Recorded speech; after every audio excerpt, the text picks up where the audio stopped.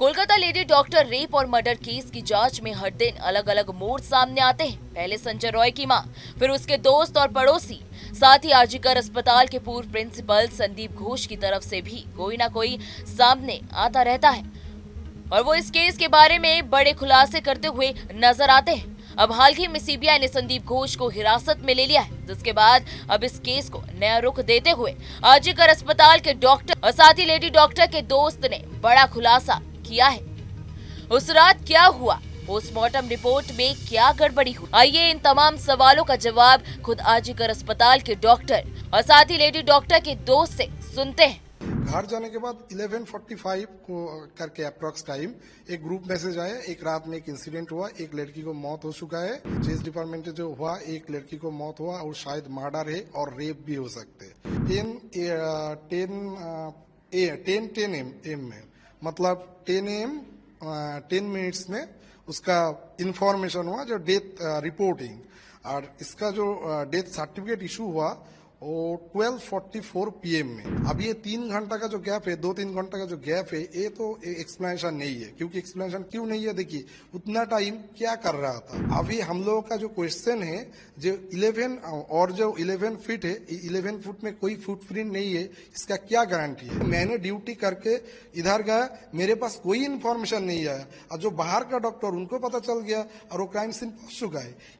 ये जो चीज है ना, ये चीज थोड़ा कंट्रोवर्शियल नहीं, पूरा का झूठा लग रहा है। इसलिए लग रहा है जो एविडेंस भी टेम्पर हुआ। जिस दिन यहाँ पे डॉक्टर का रेप एंड मर्डर हुआ था, उस वक्त आप यही इमरजेंसी डिपार्टमेंट में ही थे। क्या हुआ था उस दिन एक्चुअली? देखिए, मेरा ड्यूटी था 8 PM से अगले दिन 8 AM तक। उस टाइम में कुछ भी नहीं हुआ, हम लोगों का किसी को कुछ पता नहीं था क्योंकि इमरजेंसी में बहुत सारा पेशेंट था, हम लोग उसमें बिजी थे। और 8 AM के बाद मेरे जो हैंड ओवर आया डॉक्टर पॉली समद्दर मैडम, उसको हैंड ओवर देके हम लोग कॉलिग चाय पी के मैंने 9 AM तक उधर थे। 9 AM के बाद हम घर चला गया। घर जाने के बाद 11:45 को करके अप्रॉक्स टाइम एक ग्रुप मैसेज आया। एक रात में एक इंसिडेंट हुआ, एक लड़की को मौत हो चुका है। तो तब भी मैंने मैडम को कॉल किया और इधर उधर कॉल घुमाया। तो मेरे को जो पता चला, तो पता चलने के बाद मेरा पता चला जो वो चेस डिपार्टमेंट में जो हुआ, एक लड़की को मौत हुआ और शायद मर्डर है और रेप भी हो सकते हैं। तो अभी क्या हुआ, मैडम जो मेरे को मैडम बोला था जो उसको चेस डिपार्टमेंट का जो HOD है डॉक्टर अरुणाभ दत्त चौधरी, उन्होंने मैडम को आके वो 10 AM के बाद बोला था, देखिए मेरा डिपार्टमेंट का एक PGT का डेथ हो चुका है, आप मेरे साथ चलिए और ये डेथ कंफर्म किया और इसके बाद क्या फॉर्मेलिटी हुआ वो दिखाएंगे, करिए। तो देखिए कोई भी पेशेंट एडमिट नहीं है, वो तो ऑन ड्यूटी पे थे, सो वो एडमिट नहीं थे। तो इसलिए उसका जो डेथ कंफर्म करने का जो आदेश है, जो स्टैंडर्ड ऑपरेटिंग प्रोसीडियर है, वो इमरजेंसी मेडिकल ऑफिसर के पास है। तो स्टैंडर्ड ऑपरेटिंग प्रोसीडियर के हिसाब से वो लड़की को बॉडी इमरजेंसी में लेके आना चाहिए। लेकिन ये तो एक सेंसिटिव केस है, एक लेडी डॉक्टर का उसी ड्यूटी हॉल में मौत हो चुका है। तो मैडम उसको मैडम जाके देखा, जी बॉडी ठीक है, कोई बात नहीं, हम देख लेंगे। तो उसके बाद जब उन्होंने जाके देखा, जो भी देखा है, उनको HOD को बोला, जो देखिए आप लोग भी प्रोफेसर है, हम भी डॉक्टर है, आपको भी एक्सपीरियंस है, डेथ आप लोग डिक्लेयर किया, हम भी कर रहे हैं, आप एक काम कीजिए, उनके घर वाले को फोन कीजिए और आधार कार्ड लेके आइए, मेरे इमरजेंसी में लेके आइए। इमरजेंसी में एक टिकट करना पड़ेगा, उसके बाद आधार कार्ड के हम लोग डेथ सर्टिफिकेट इशू करेंगे। उसके बाद पोस्टमार्टम रूम में जाएंगे time and cause of death जानने के लिए। तो अभी क्या हुआ, वो अरुणाभ सर उनको रिफ्यूज किया, जो ऐसा ही मैडम जो बोला, जो शायद वो रिफ्यूज किया, इसलिए वो नहीं हो पाया, मतलब वो नीचे नहीं आया था। तो अभी कोलकाता पुलिस, टाला पुलिस का जो रिपोर्टिंग है 10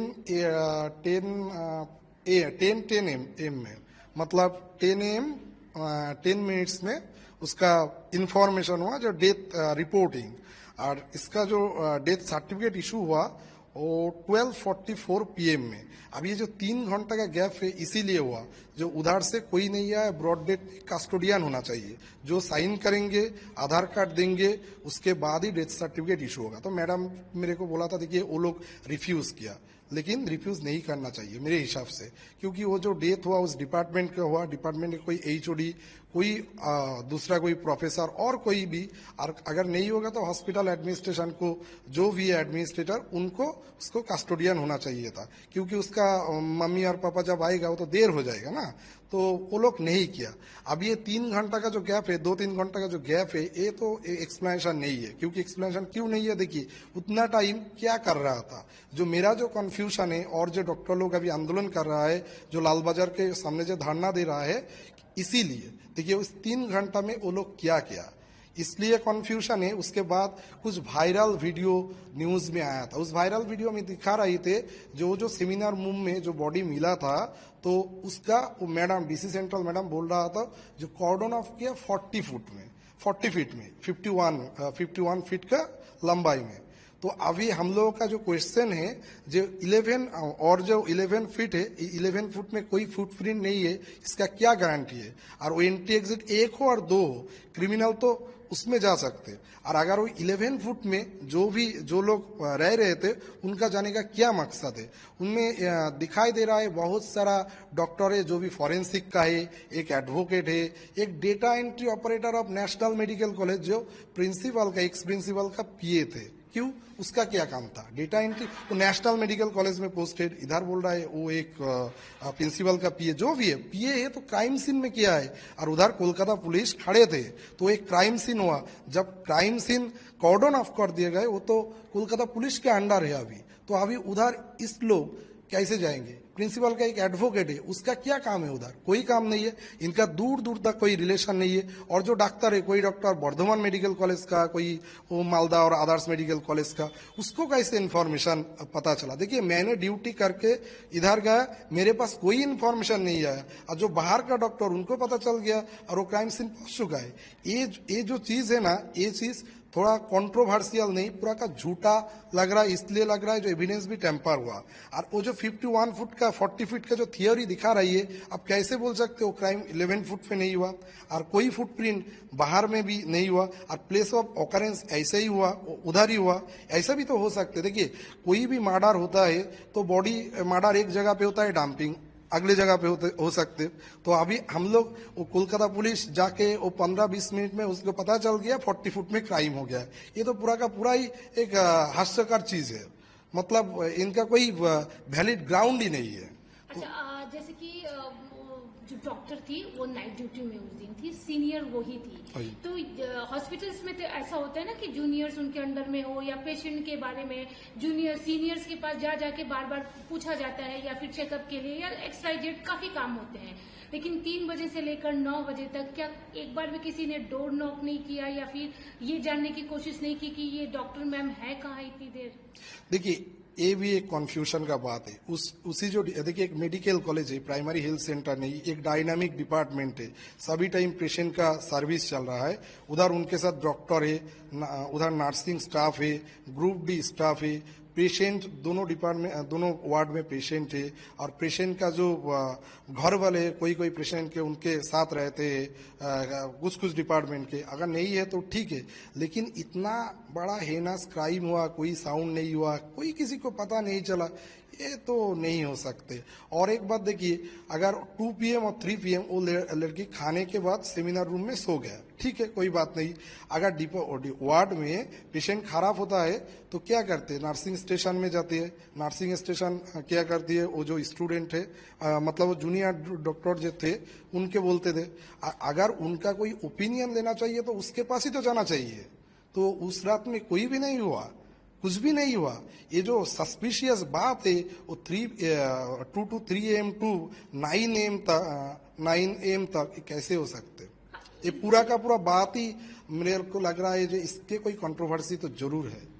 किसी को ना कुछ तो पता होना चाहिए।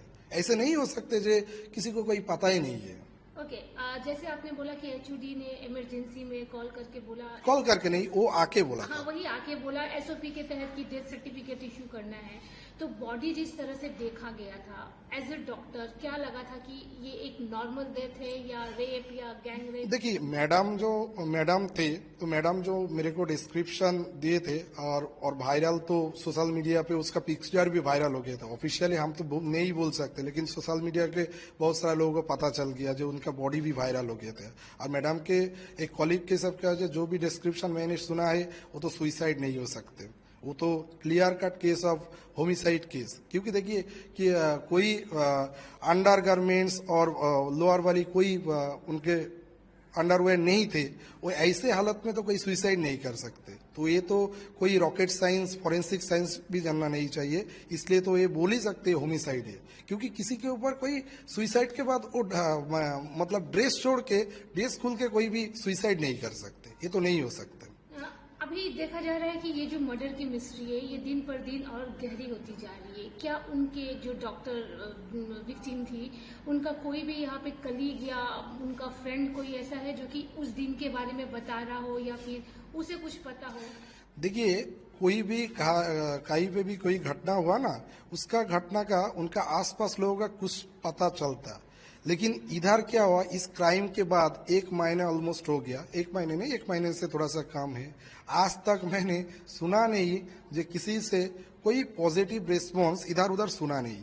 अभी ये लोग जा रहा है, जो भी विटनेस है और जो भी स्टेक होल्डर है, वो सीबीआई ऑफिस में जा रहा था, कोलकाता पुलिस में जा रहा था। वो लोग क्या बोल रहा है हम तो नहीं बोल सकते, लेकिन हम लोग किसी के पास कुछ भी सुना नहीं। जो वो एक ही बात शायद वो बोल रहा है जो कुछ देखा नहीं। यही कंट्रोवर्शियल है, कैसे हो सकते हैं। तो वहीं आपको ये भी बता दें, सीबीआई ने इन आरोपों की जांच कलकत्ता हाईकोर्ट के आदेश पर करी है। तो वहीं संदीप घोष से 15 दिनों से जांच चल रही थी। सीबीआई ने घोष को 16वें दिन अरेस्ट किया। तो वहीं आजकर की घटना के विरोध पर सोमवार को लगातार 25वें दिन कोलकाता में प्रदर्शन जारी रहा।